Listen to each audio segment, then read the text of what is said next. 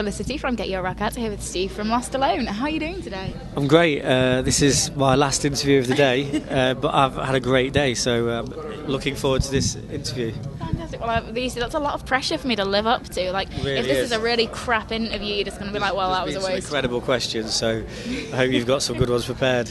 I'm kind of most wondering about the extension cord around your neck. Is it a fashion statement or simply for ease of access? There's no fashion involved. It just happened that the bus left. We came off stage, had a photo in front of a JCB because my dad's initials are JCB. Seriously? Yes. Yeah, it's great. And then I was just hanging around, and the bus drove off, and I had a four-way round my neck. And now it's what everybody's asked me about all day.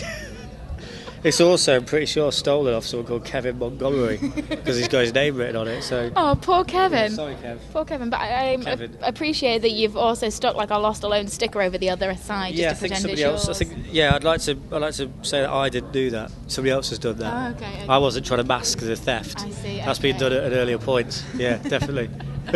I love extension cables because everybody marks them and it never makes any difference. And you can like trace bands around the country depending on whose extension cable you find. Kevin Montgomery marked his, and I've got it. So poor Kevin. To be honest, I think I better plug in.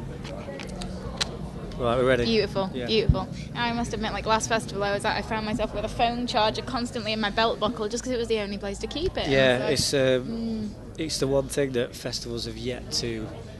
I mean, I just think they should have some kind of, like, I don't know, router, or you can, or my personal feeling is you should be able to just like, have solar power of charging from you, like a cap. The lead just comes down, and it also has a little wireless router in it as well. I like it. Everyone, then no one's worried. You've all got your own password, just on your own thing. See, they do make them. Actually, they've started making like MiFi points. Yeah. And well, they've already done it then, yeah. It's perfect. You're a step ahead. But no, they're really, really cool. They are not solar powered, but they are MiFi, and like it's just a little SIM card in a tiny mini personal wireless transmitter. It's so cool. That is great. So, and they only charge like as much for them as they do for normal phone contracts, which is not bad perfect. At all. Absolutely. I've learned some information. I'm very happy. I'm glad I could teach you. So it's been a good interview already. I'll tell you about MiFi points. I've got some new knowledge. Yeah. We're definitely winning. We are of course here at Sonisphere Festival. So how was the set this morning? Yeah, it was great. I say morning. 2 o'clock is not morning, is it? Yeah, it feels like I don't know when we are now, but it feels like it was the morning because it feels like ages ago. But yeah, it's that thing where at a festival you feel like I reckon probably a lot of bands feel this, but you feel very nervous on. Especially this is the biggest stage we've ever played at festival. Like it's like 6,000 capacity, and I was just convinced there'd be nobody in the tent. Why would there be? You try and figure out. I even started analysing who's going to come. Really? And then we walked out just to it was front to back, just really packed. And so many people were so looking forward to seeing you. Yeah, I was so happy. And there's a load of people who've never seen us before, but that's kind of the point. Yeah. You know, that's the point of doing a festival, to get new people into the band. So hopefully they really enjoyed it, and it seemed like they did. So yeah, it was really good fun. Yeah. I'm really, really glad to hear it. I think the last time I saw you guys, and the first time I saw you guys, was supporting Evanescence a couple of years ago. Yeah. I mean, that was an absolutely fantastic show. I must admit, it's never easy being a support on a band like on a bill like that. But you guys were just fantastic. It was only 4 shows, all in arenas. Yeah. Oh. So it was a kind of weird one that you normally get started and get into it, but we had to kind of just go. Not that you ever don't put full effort in, but you had to kind of. There was no pacing yourself. It was literally straight in. We got to be on this, and it was great. It was really good. 4 great shows with really good audiences who seem to.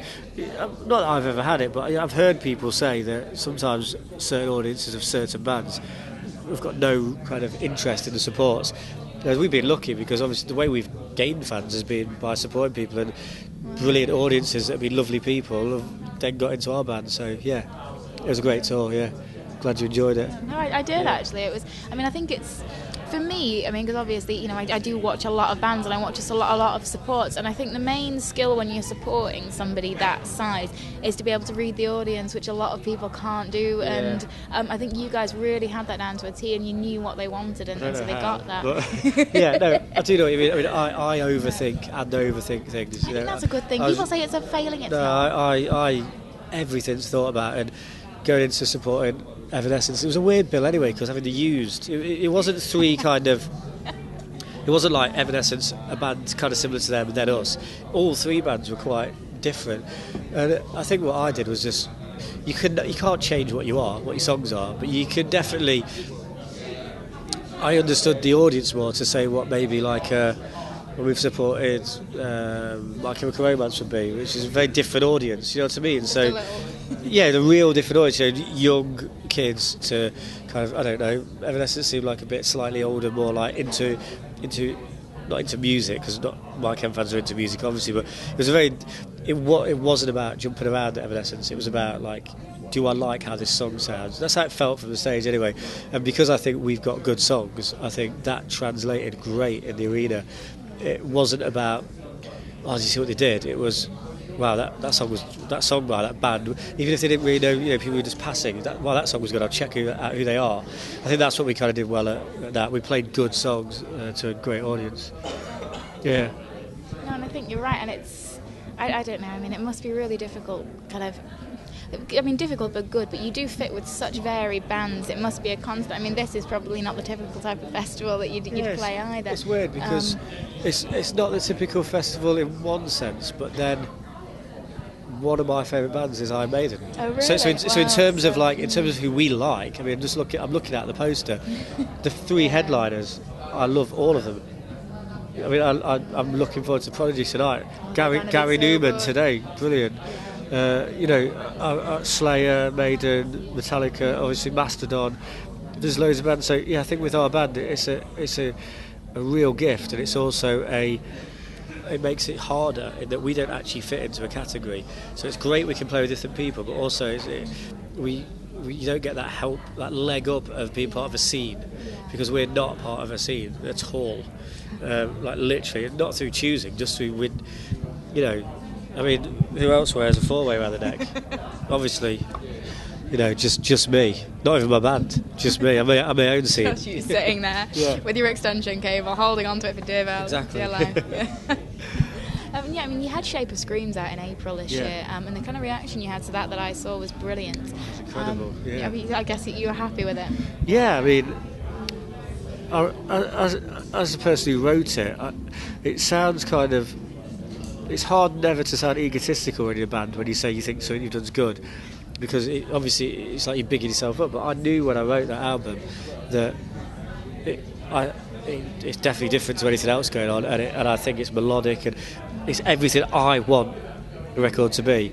So the fact that like 90% of the reviews agreed with that, it's a great feeling. And a lot of people say never read your press, but I've got quite a simple thing of, if people like it, I love them. If they hate it, I hate them. And I think that's as plain as it can be. Yeah, that makes sense. It's completely wrong. No, I understand that. I totally get that. It's such a personal thing that you're putting out. I mean, of course you're going to have a little bit of hatred to somebody who doesn't like it. You may as well just be like hitting me in the head if you say it's rubbish. Luckily, no one has said that, so that's been pretty cool.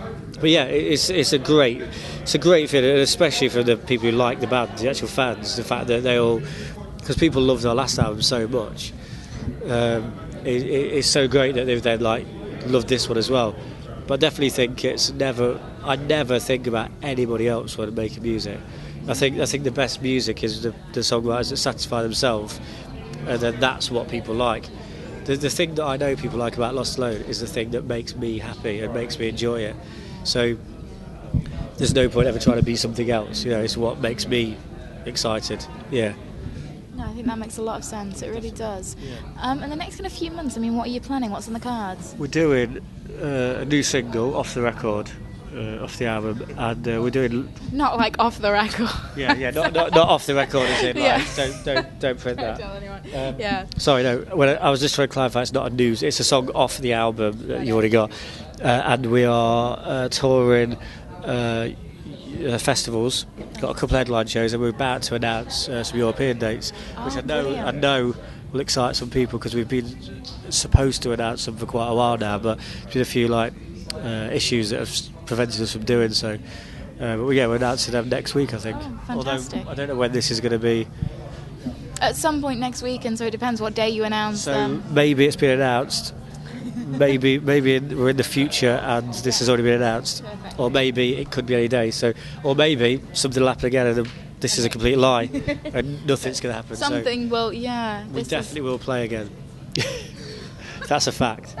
I kind of hope so, really. Yeah, it's a fact. It'd be a bit pointless if you never gigs. played again. After today, I'm pretty sure we've got a festival next weekend, so you'd hope there's another gig. Yeah, definitely.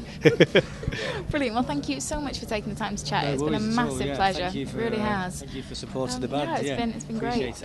And yeah, I'm sure that we'll see you at some point very soon somewhere. Definitely. So, Yeah, brilliant. superb. Thank you. Thanks. Bye.